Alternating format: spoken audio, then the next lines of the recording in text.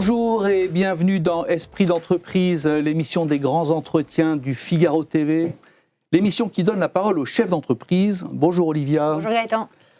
Aujourd'hui, nous avons le plaisir d'accueillir Thierry Blandinière. Bonjour. Bonjour. Vous êtes le directeur général de InVivo. InVivo, c'est un géant de l'agriculture en France, puisque vous êtes une coopérative de coopératives qui réalise 11 milliards et demi de chiffre d'affaires. Vous employez 15 000 personnes. Et quand on dit géant de l'agriculture, ça veut dire ce que ça veut dire, c'est que vous êtes présent partout dans l'agriculture. Vous vendez des semences, des engrais, des produits phytosanitaires aux agriculteurs. Vous leur donnez des conseils. Vous leur proposez des services. Vous êtes dans le négoce international de céréales. Vous êtes dans la meunerie, dans la boulangerie industrielle, dans le vin. Et puis, vous êtes aussi propriétaire de grandes enseignes, là, pour le coup, que les Français connaissent bien, Gamme Vert ou Jardiland.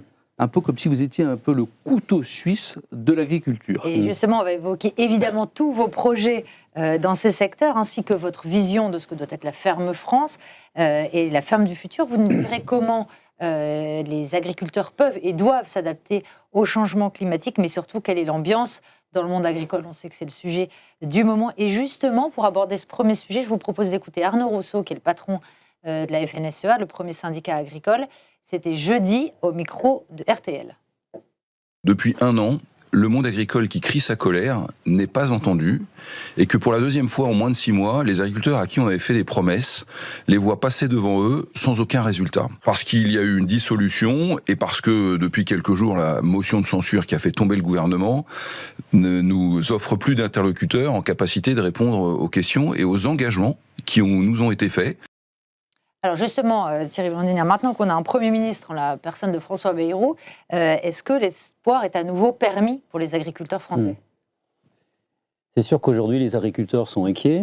Il faut savoir aussi qu'il y a des élections de chambres d'agriculture qui sont prévues le 31 janvier. Donc il y a une compétition entre les différents syndicats. Il faut quand même le dire, un terreau qui permet d'agiter la campagne quand on est en campagne électorale aussi. Il faut quand même le souligner. Mais est-ce qu'il y a un vrai... Et donc en fait, il y a quand même une inquiétude qui avait été donc manifesté, vous vous rappelez, il y a un an, avec le symbole des panneaux des villages renversés en disant on marche la tête à l'envers, il faut remettre la tête à l'endroit. Vous vous rappelez ce symbole qui avait été fort, qui était parti dans les campagnes par les jeunes agriculteurs. Et en fait, ça participait en fait au constat de dire finalement, on nous impose des charges qui réduisent notre potentiel de production. Et donc du coup, on importe plus de produits qui ne respectent pas des normes européennes ou des normes françaises. Et donc il y a quand même des injonctions contradictoires entre l'engagement sur la politique agricole du Green Deal et la réalité des importations aujourd'hui, puisqu'il n'y a pas de clause miroir, notamment pour qu'il y ait des barrières à l'entrée ou qu'il y ait des discussions sur les échanges internationaux. Alors, on a fait beaucoup de promesses à ces agriculteurs. Voilà, donc on leur a dit, et d'ailleurs, ce n'était pas que franco-français, puisqu'il y a eu des manifestations en Allemagne, en Belgique, c'était européen, et d'ailleurs...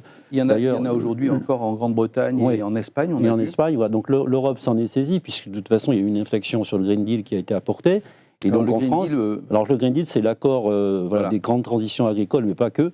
Notamment, on s'engage sur une nouvelle agriculture qui prend en compte plus les enjeux environnementaux, sociétaux, et surtout qui les accélère, parce qu'on les prenait déjà en compte. Et qui est un projet européen. Et un projet européen dans un accord global. Et donc dans le cadre de la PAC, politique agricole commune, effectivement, il y avait un volet vert qui était important et qui devait engager les agriculteurs sur une nouvelle agriculture dite régénératrice, la qualité des sols, le fait que l'agriculture peut être aussi une solution pour lutter contre le changement climatique, plus verte. Voilà. Et donc, du coup, ça, c'est des contraintes, des charges, en plus sur l'agriculture, sachant que, quelque part, on a du mal à répercuter dans les prix pour le consommateur. Donc, ça veut dire une baisse de revenus potentiels en l'état pour l'agriculteur. Si on n'a pas une équation qui permet effectivement de relancer le volume et l'activité. Donc, juste pour finir là-dessus, les importations aujourd'hui, du coup, finalement, font qu'elles ont été augmentées, tout simplement parce qu'on a baissé le potentiel de production de la ferme France. Donc, de quoi on parle quand on parle d'améliorer le revenu des agriculteurs? Certes, il y a le prix, mais il y a aussi le volume. Ce sujet du revenu des agriculteurs, il est très important depuis plusieurs années. Est-ce que vous sentez que la colère est telle qu'on pourrait aboutir au blocage qu'on a connu en début d'année, que vous rappeliez tout à l'heure? Alors, il est important que, alors on verra, parce qu'on a un nouveau Premier ministre, donc, qui connaît bien l'agriculture, en étant palois, proche du monde agricole, en tout cas dans le sud-ouest, il connaît parfaitement les enjeux. Oui, d'une famille d'agriculteurs. Il connaît très bien les enjeux. Après, connaître les enjeux, c'est une chose, ensuite trouver des solutions, c'est peut-être plus compliqué dans le monde aujourd'hui. La priorité, Arnaud Rousseau l'a dit, la priorité, c'est qu'il faut absolument que la loi agricole qui devait être votée en juillet dernier, qui n'a pas pu suite à la dissolution, c'est une promesse depuis 2 ans et qui répondait à 80% aux attentes des agriculteurs, soit votée le plus vite possible. Donc il faut que le nouveau Premier ministre, François Bayrou, s'engage rapidement pour que cette loi soit votée le plus vite possible et surtout exécutée pour qu'on voit les premiers effets avant le salon de l'agriculture. C'est-à-dire avant février. Avant février. C'est demain. On va regarder, s'arrêter un peu sur l'état réel de l'agriculture. On a des chiffres qui sont sortis la semaine dernière sur l'état de l'agriculture française. Vous voyez, une production agricole qui est en baisse, des prix qui sont en baisse, des salaires aussi pour les agriculteurs qui sont en baisse. Quel est l'état réel aujourd'hui de l'agriculture que vous faites et le constat que vous faites sur la capacité à repartir de l'avant? Alors, on vit une campagne très difficile en termes de volume de production, puisqu'on a un printemps très pluvieux et effectivement un été très pluvieux. Donc, ça a baissé énormément le potentiel de production, dont les rendements, dont le revenu des agriculteurs. Donc, on mesure l'impact, effectivement. Pour autant, les prix n'ont pas augmenté, puisque le potentiel de l'économie mondiale est toujours là. S'agissant des céréales, à Chicago, les prix sont restés à peu près stables, parce que les Argentins en produisent plus, les Américains en produisent plus. C'est un jeu global. Et donc, finalement, les Français qui en produisent moins perdent du revenu. Donc, c'est vrai que à la crise, on va dire, structurelle, c'est rajouter cette crise conjoncturelle sur la baisse de volume liée à un printemps très pluvieux, un été très pluvieux, et c'est pareil dans la viticulture. Donc quelque part, ça rajoute encore de la pression, de la tension sur les agriculteurs. Vous qui les côtoyez, c'est quelque chose que vous sentez particulièrement? Oui, parce que vous avez une baisse de revenus significative, donc avec des charges qui ont un petit peu baissé, mais pas suffisamment, donc un enjeu sur les trésoreries des agriculteurs. Donc on sait qu'il y avait des aides qui avaient été apportées ponctuelle par la ministre de l'Agriculture, qui s'arrête d'ailleurs au 1er janvier et qui devrait quand même continuer. Enfin, tout ça, je pense, dans les questions qui sont sur la table, pour les aider à passer ce moment difficile. La trésorerie est essentielle. Alors, pendant ce temps, Mme von der Leyen est allée signer un accord qui fait beaucoup réagir dans le monde agricole. C'est l'accord dit Mercosur, qui est un accord de libre-échange entre l'Europe et l'Amérique du Sud. Alors, c'est très compliqué parce que c'est un accord qui englobe de l'industrie, de l'agriculture et tout ça. Et on arrive, franchement, c'est très difficile de porter une appréciation sur cet accord. Alors, vous qui êtes du côté des agriculteurs, on nous dit que certains agriculteurs y gagnent. Bien sûr. Alors, comme tout accord, il y a des gagnants et des perdants. Donc en fait, y compris dans l'agriculture, il y a des filières qui sont potentiellement gagnantes, puisque je pense qu'au niveau de le vin, bien sûr, avec reconnaissance des AOP, des IGP, l'appellation Champagne, voilà. Et puis forcément, la filière bovine, qui est peut-être celle qui est pointée du doigt aujourd'hui, parce qu'on va augmenter les importations de bovins, mais en même temps, ça ne représente que 1% de la consommation européenne. D'accord, 1%. Donc en fait, c'est symbolique. Voilà, ça peut avoir un impact un peu indirect quelque part sur les prix, parce qu'on ne sait jamais, si les grands distributeurs disent je prends le 1% et je le mets tout en France, c'est sûr que ça aura un impact, vous voyez ce que je veux dire. Mais quelque part, je pense qu'il faut raison garder. Voilà, c'est un totem aujourd'hui qui a été saisi en disant... Un objet politique. Pour l'objet politique, pour justement mettre plus de pression pour que les réformes soient passées plus vite. Je pense que quand on aura posé un peu des choses et on aura discuté filière par filière, on trouvera les aménagements qui vont bien, quitte à faire des compensations sur la filière bovine dans le cadre de la PAC. La colère quand même, c'est qu'il y a une forme de production agricole dans ces pays, je pense au Brésil, bien sûr. Des fermes géantes, des façons des traitements des cultures totalement différents, qui sont interdites chez nous. Exactement. Et qui sont monnaie courante là-bas. Et donc on va importer des produits... de carbone. Des produits qu'on s'interdit... Alors, il y a ces fameuses clauses miroirs là, qui sont en discussion, de voir comment on peut essayer d'avoir des cahiers des charges qui se rapprochent de plus en plus. Vous savez, très difficile, mais sur le long terme, c'est quand même la solution. Sur le court terme, c'est difficile parce qu'on ne veut pas imposer une nouvelle agriculture aux États-Unis et puis aussi aux différents pays, notamment d'Amérique du Sud, et principalement au Brésil avec les enjeux sur l'Amazonie, déforestation, etc. Donc tout ça, il y a beaucoup de pression sur le Brésil. Après, ils sont maîtres chez eux et donc on ne peut pas imposer une politique au Brésil en étant français ou européen. Donc par contre, on peut mettre des clauses miroirs et peut-être réguler avec des taxes, parce que c'est quand même l'enjeu d'un monde qui va se fragmenter en termes de mondialisation. L'outil taxer des produits aux frontières va être de plus en plus utilisé. On le voit déjà aux États-Unis. Voilà. On voit que ces sujets-là posent la question de la compétitivité de la ferme France et ce que doit être l'agriculture de demain. Est-ce que vous pensez qu'elle doit être bio, comme on l'a beaucoup laissé entendre ces dernières années? Le bio fait partie de la solution, mais il n'est pas la solution. D'accord ? Donc en fait, ce qu'il faut, c'est qu'il faut partir du revenu de l'agriculteur. Si effectivement, dans certaines régions de France, grâce entre guillemets au réchauffement climatique, on a besoin, on ne va plus utiliser de phytosanitaires parce qu'il n'y a plus besoin de traiter. Exemple, la partie Méditerranée, donc avec le réchauffement, c'est sûr que le temps étant plus sec, on n'aura pas besoin de traiter les vignes, par exemple, il y aura de plus en plus de vin bio.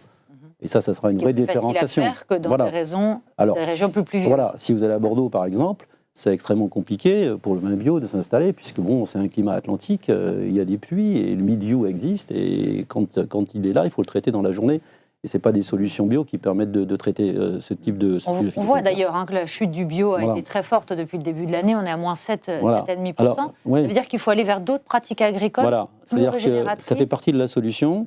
Mais ce n'est pas la solution. La solution, on va en parler, c'est l'agriculture régénératrice, bien évidemment, mais le bio, on peut estimer en fonction des filières que la part de marché peut aller de 5 à 15% en fonction des filières sur la ferme France. Voilà, on y est. Ce sera difficile d'aller plus loin, puisqu'en plus c'est plus cher, donc il faut augmenter les prix, donc le consommateur n'achète pas plus cher. Donc bon, voilà, je pense que le bio c'est très bien pour 10% en gros de l'agriculture française, pour certaines agricultures, certaines filières, c'est parfait. Pour le reste, s'agissant des grandes cultures, il faut qu'on rentre dans un schéma d'agriculture régénératrice, c'est un schéma de rotation de culture qui préserve la qualité des sols. Les sols. Voilà, donc ça permet de passer du blé, en passant par les légumineuses, oléagineux, etc. Et de contractualiser tout ça. C'est l'enjeu, en tout cas c'est notre motivation chez InVivo, c'est d'engager un maximum de céréaliers dans ce type de nouvelle agriculture qui nous permet aussi peut-être demain de qualifier, entre guillemets, green, vert, le blé, les céréales, l'orge, etc. Donc c'est tout l'enjeu, on y reviendra sûrement, du projet d'InVivo pour 2030. Comment vous parlez de ce sujet des prix, on voit que les consommateurs veulent à la fois consommer mieux, mais moins cher. Comment on arrive à résoudre cette équation presque insoluble entre la qualité et le prix? Par le volume, en fait. En fait, c'est le volume qui écrase les charges, qui permet de produire plus de qualité, moins cher. Donc ça veut dire que la ferme France, si on se projette, on va sortir une étude, on en reparlera peut-être en avril. On s'est associé avec différentes parties prenantes du monde agricole, pas qu'InVivo, pour parler d'une étude de résilience d'agriculture française à horizon 2050. Comment on projette la ferme France? Ça va être intéressant à horizon 2050. Ouais. Ce qui concerne aussi le changement climatique. Bien évidemment, et qui prend en compte le réchauffement climatique, toutes les grandes tendances, effectivement, d'évolution du potentiel de la ferme France, compte tenu des enjeux climatiques, et effectivement, qui sont là et qui sont importants, mais aussi des enjeux économiques. Et des effets de taille, en fait. Oui, parce que ce qui nous caractérise, c'est qu'en France, il y a des très très grandes fermes, des grandes exploitations, mais il y a encore énormément de petites exploitations, ce qui n'est moins le cas ailleurs. Exactement, donc la question c'est l'exploitation familiale traditionnelle. C'est un modèle viable à terme?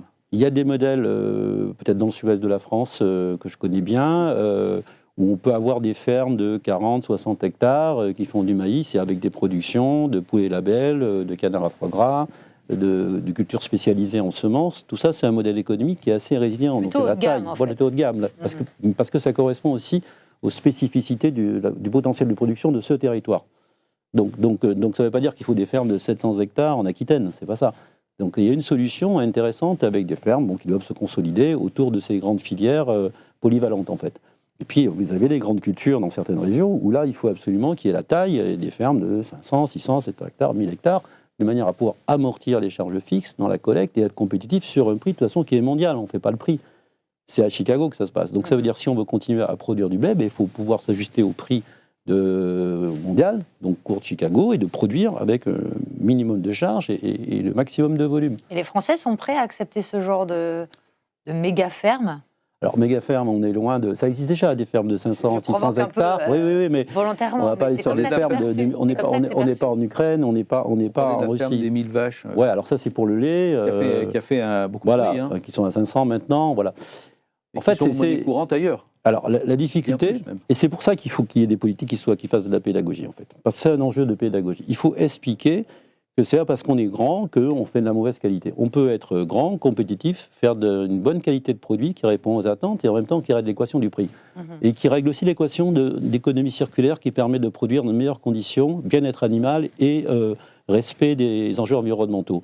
Vous voyez, la bioéconomie, si je prends l'Allemagne, je ne vais pas faire trop long, mais l'intégration avec l'Allemagne de l'Est fait qu'ils ont intégré des fermes à taille très importante.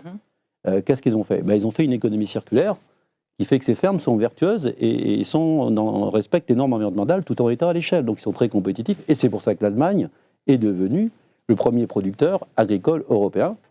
Il faut le savoir. Et que finalement on a inversé les importations-exportations. Donc le cycle fait que finalement on importe plus de produits allemands qu'on exporte de produits français, alors que c'était le contraire il y a 30 ans. Et alors, il y a tout le problème de la taille, et puis il y a le problème de l'innovation. Oui. Donc, alors je crois que vous avez des projets de fermes pilotes. Oui. Alors, quelles sont les grandes innovations qui vont un peu révolutionner l'agriculture de demain? Quelles sont les choses En fait, il faut poser l'équation suivante. Produire plus avec moins et mieux. Oui. Comment on peut régler ça? C'est ça. Donc, nos fermes pilotes, on appelle les fermes leaders, c'est ça. C'est de démontrer qu'avec une agriculture de précision, grâce aux nouvelles technologies, au digital, prenez les tracteurs aujourd'hui, ils sont complètement, c'est des robots en fait, complètement On parle intégrés. beaucoup de l'IA par exemple, Voilà. parce qu'il y a des applications d'intelligence artificielle. Bien sûr, en digital, l'IA. En fait, les datas sont essentielles. La donnée. Comment maîtriser la donnée et comment la valoriser? C'est-à-dire comment prendre une parcelle et regarder le potentiel de production de la parcelle naturellement, sans la traiter. Donc ça veut dire quoi? Ça veut dire qu'il faut qu'on ait une cartographie au mètre carré près du potentiel agronomique d'une parcelle. Le potentiel agronomique d'une parcelle, donc on regarde les besoins en engrais, en eau, pour le traitement et pour garantir un rendement.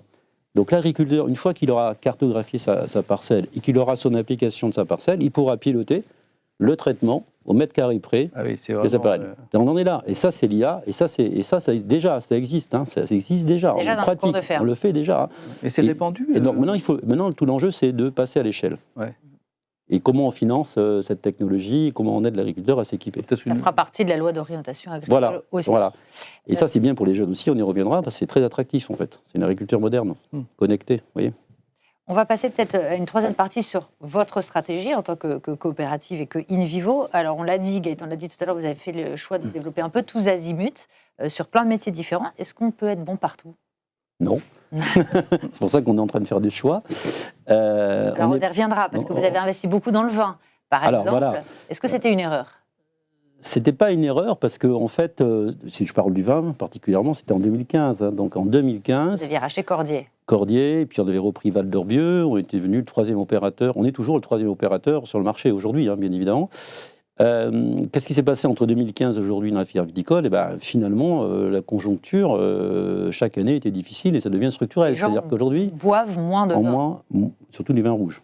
Ah, le vin blanc et le vin rosé se développent bien. C'est la consommation qui baisse. La consommation sur le rouge a baissé. Et il y a une concurrence peut-être plus forte qu'avant? Ouais, ou pas? sans plus. Non, je pense qu'il y a une baisse de consommation.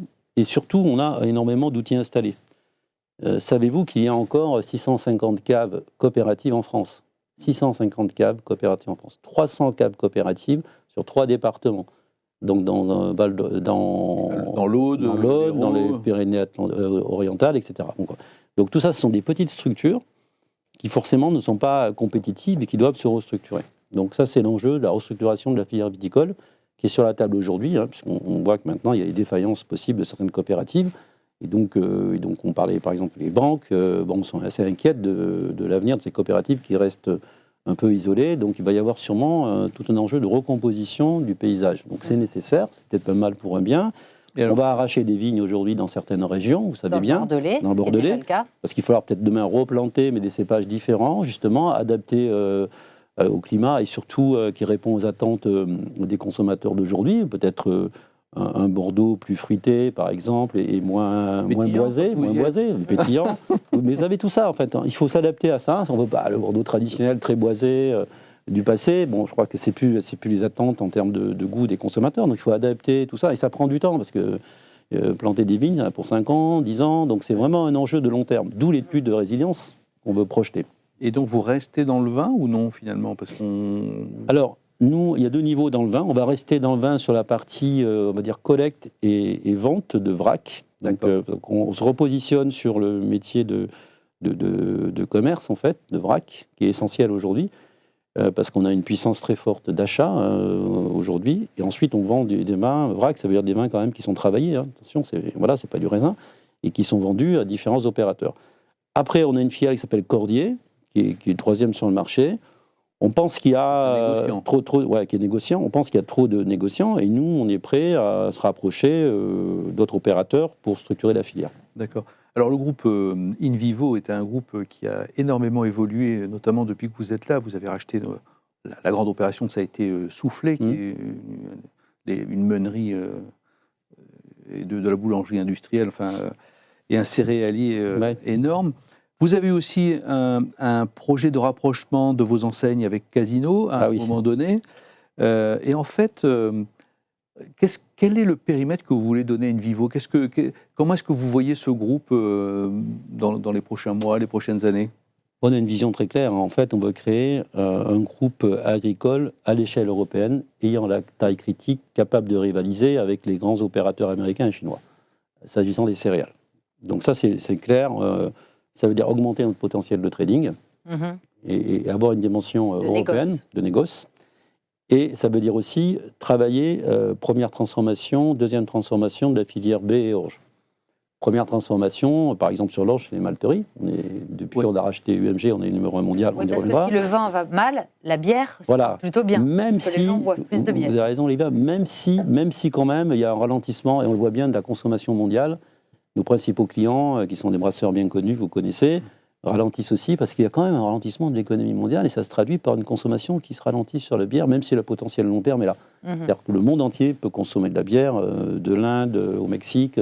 C'est un potentiel incroyable. Donc pour la filière orge brassicole, donc pour l'agriculteur, c'est un potentiel très intéressant de développement, de création de valeur. Donc ça, c'est essentiel. Et nous, on l'a ciblé vraiment pour être le champion mondial. On l'est déjà, mais pour consolider cette position. Et c'est hyper stratégique. Donc, ensuite, il y a la filière blé qui est essentielle. Donc, il y a le blé meunier, et puis il y a le blé fourragé, etc. Sur le blé meunier, donc, on travaille des filières en qualité. Donc, c'est pour ça qu'on est le premier meunier français avec Soufflet, vous l'avez dit. Mais aussi, on est en boulangerie industrielle.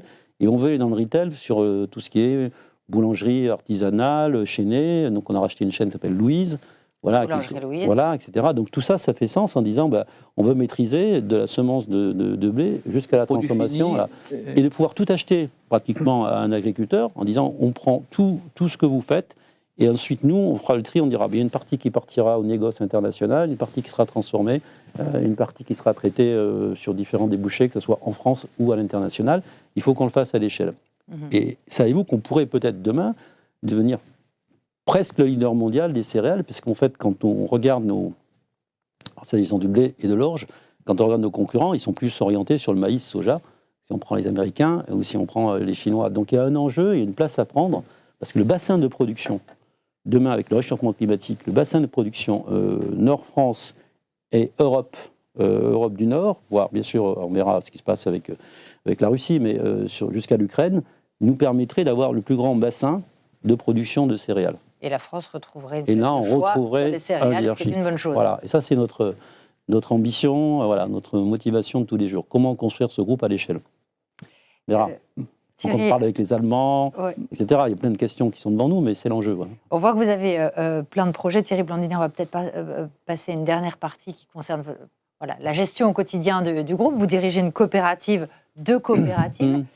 Comment fait-on, quelle est la différence avec une entreprise dite normale en termes de gestion du quotidien? Est-ce que vous passez beaucoup de temps auprès des agriculteurs, sur le terrain? Est-ce que l'agriculteur est un salarié ou un interlocuteur comme un autre? Coopérative de coopérative, ça veut dire quoi? Ça veut dire qu'on a un statut de gouvernance coopérative, c'est un homme, une voix. Quelle que soit la taille de la coopérative, on a 200 adhérents, que ce soit une grosse coopérative ou une petite, le président qui représente sa coopérative, ils ont des voix égalitaires. Ce qui n'est pas dans une gouvernance qui n'est pas classique dans le monde, on va dire, dit, je ne sais pas comment on peut l'appeler, privé ou en tout cas public. Donc ça veut dire qu'il faut qu'on ait une gouvernance politique du terrain. Et donc pour avoir une gouvernance politique, il faut qu'on ait des élus qui s'engagent, alors nous plus que les autres, puisqu'on est une coopérative de coopératives. Donc en fait, on n'est pas directement avec l'agriculteur, parce que nos adhérents, ce sont des coopératives. Donc l'agriculteur est derrière. Il est juste... Voilà. Mais en fait, ce sont des agriculteurs aussi qui représentent les agriculteurs. Donc on parle de la même chose. C'est un petit monde. Et donc l'idée, c'est de se dire, c'est à l'esprit, c'est de dire, qu'est-ce qui nous mobilise tous, en fait? Parce que InVivo, c'est pas juste InVivo comme vous l'avez décrit, c'est toutes les coopératives adhérentes d'InVivo, et l'ensemble représente 50 milliards. Parce qu'elles sont sur des métiers qu'InVivo ne fait pas. Vous voyez? Donc en fait, demain, il y a une convention qui va être un jour, qui va se développer là bientôt, on va faire un événement autour de ça, tous les ans, comme tous les ans, et puis notre convention va mettre dans la salle tous ces opérateurs et toutes ces coopératives avec l'idée de porter un message de qu'est-ce qu'on apporte à la ferme France. Peut-être une dernière question, Thierry Blandinière. Quel métier vous auriez aimé faire si vous aviez 20 ans? On voit que vous êtes passionné d'alimentaire. Quel métier auriez-vous faire d'un mot? Si vous n'avez pas fait InVivo. Moi, je vais vous surprendre. Je voulais être pilote de chasse. Donc, vous voyez. Ah oui. Ah, c'est rien à voir. Hein, non, c'est un peu loin. Voilà. Voyez, donc, maintenant, il y a des drones. Après, maintenant, peut-être que ça aurait aidé l'agriculture. Quoiqu'aujourd'hui, vous voyez ce que je veux dire. Donc, en fait, non, c'était ça. Après, moi, j'ai pivoté dans tout ce qui est commerce agroalimentaire parce que je viens de ce milieu-là, agricole et agroalimentaire. Donc, je me suis réalisé effectivement dans cette filière, oui, bien sûr. Voilà, jusqu'à créer ce beau groupe qui est InVivo. Cette émission est maintenant terminée. Merci. Thierry Blandinière d'être venu nous voir. Merci Olivia. Et merci à vous de votre fidélité. Vous pouvez toujours nous retrouver sur le Figaro TV, bien sûr, et sur l'application du Figaro.fr. Et à bientôt pour un nouveau numéro d'Esprit d'entreprise.